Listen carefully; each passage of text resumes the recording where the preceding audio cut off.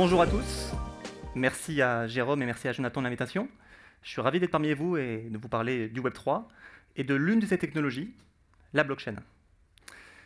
Alors je vous demande de vous projeter avec moi en 2030. En 2030, la Chine fête ses 5 ans. 5 ans qu'elle exerce une domination mondiale, 5 ans qu'elle a résolu le conflit ukrainien. Les BATX ont remplacé les GAFA, ils sont utilisés par 5 milliards de personnes au quotidien. Shenzhen is the new Silicon Valley. C'est l'endroit incontournable pour les start-upers, les entrepreneurs, les financiers. Le détroit du Yangtze, qui est une région en Chine, est passé de 5 à 50% de PIB en à peine 5 ans. Bref, la Chine est une puissance mondiale. L'Empire asiatique, c'est comme ça qu'on l'appelle en 2030, a réussi le tour de force d'être la puissance qui domine l'ensemble de l'écosystème. La question, c'est comment elle a réussi ce tour de force. Elle a réussi à l'aide de choix politiques, à l'aide d'un instrument qui est un instrument technologique. Elle a en effet créé un standard, un étalon. Cet étalon repose sur la blockchain. C'est un token, un jeton. Ce token, ce jeton, elle l'a appelé le Quest. Alors le Quest, c'est quoi? Le Quest, c'est une monnaie. On peut payer avec ce qu'on va manger, ce qu'on va regarder, comment on va voyager, qui on va fréquenter, un système de caste en fonction des récompenses que l'on a reçues, en fonction des actions qu'on a faites pour ce régime, pour l'Empire. Le Quest décide de tout. Il décide de comment on va élever nos enfants, dans quelle crèche. Il décide de comment on va étudier, quelle formation on va pouvoir avoir, et même de quelle retraite on va avoir. Avec le Quest, il n'y a pas de grève. C'est la retraite à points.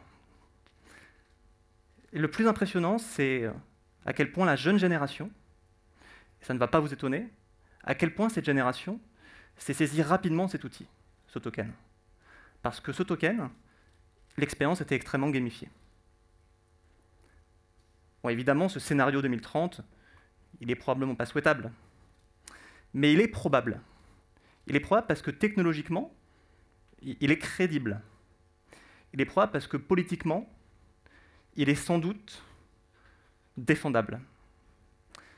Et si je suis ici devant vous, c'est pour vous dire que la blockchain et le Web3 sont des technologies qui vont avoir un impact très important dans le monde de demain. Et cet impact, il va dépendre de comment on va utiliser et développer la technologie. Parce que c'est vrai, quand on pense à une dystopie technologique, on a souvent tendance à y associer de l'IA, surtout en ce moment avec les progrès de ChatGPT. On imagine Terminator, on imagine Boston Dynamics, les chiens robots, les drones tueurs.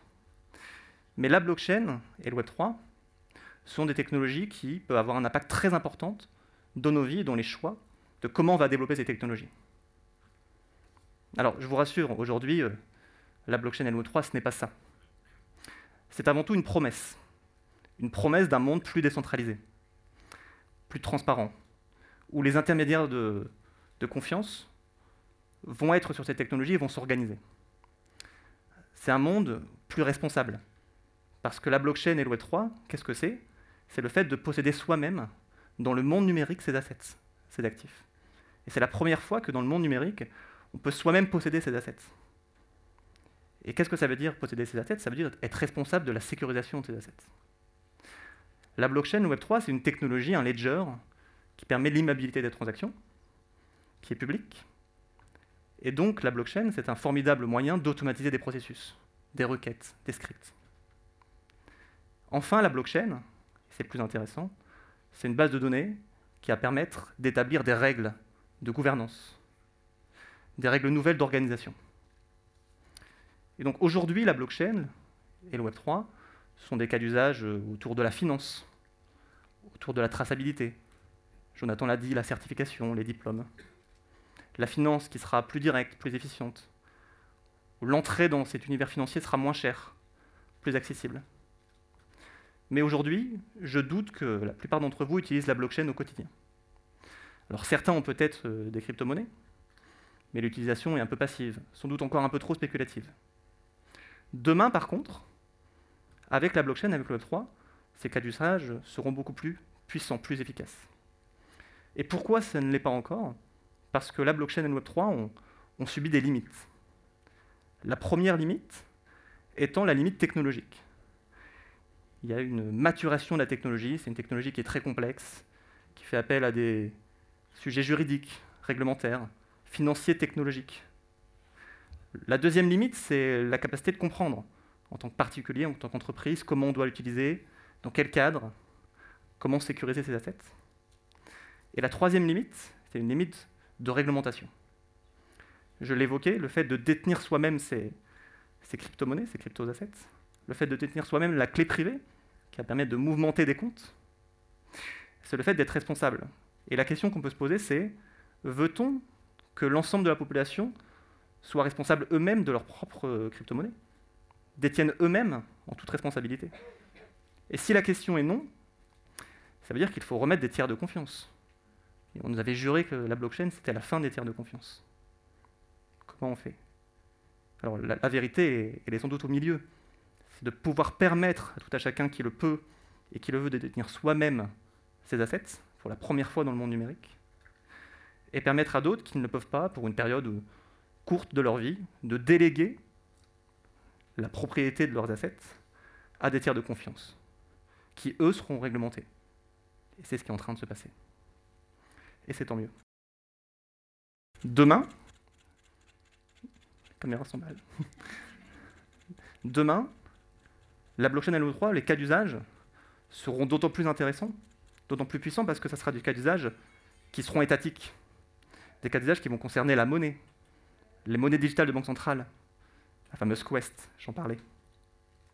Des cas d'usage qui vont concerner la finance, qui sera décentralisée, qui permettra l'accès avec moins d'intermédiaires, qui permettra le marché secondaire, la liquidité. Des cas d'usage autour de l'identité, qui pourrait être décentralisée sur un wallet, pourra s'organiser vote, gouvernance. Ces cas d'usage de demain, les défis technologiques que la blockchain résout depuis quelques années, seront matures. Ça sera à nous de développer ces cas d'usage dès aujourd'hui pour faire en sorte que demain, ces cas d'usage s'exportent et sortent enfin de terre avec de l'investissement des entrepreneurs.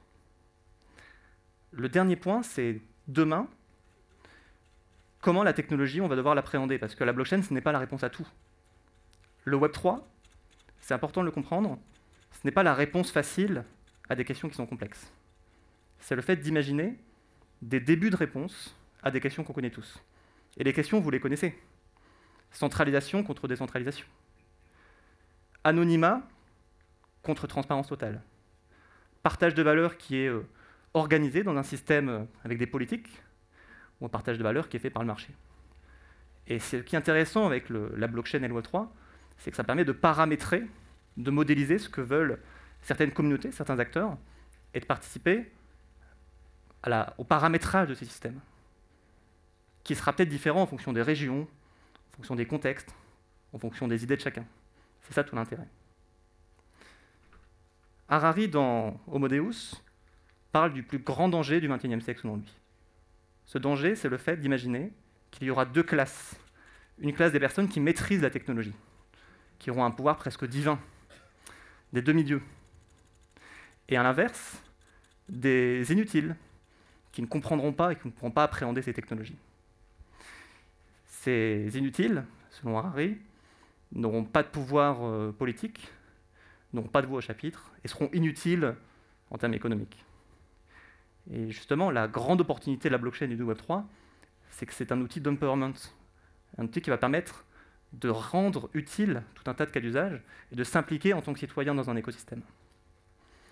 Et donc, mon souhait aujourd'hui, et ma mission devant vous, c'est de faire en sorte de vous intéresser évidemment à ces technologies qui sont complexes, qui sont en train de devenir matures, avec des cas d'usage qui vont, dans les prochaines années, émerger, et qui vont changer probablement la façon dont on a de vivre, d'échanger de la valeur ensemble, et de faire en sorte de passer de l'inutile à l'utile, parce que ensemble, nous pouvons construire des écosystèmes qui seront plus vertueux.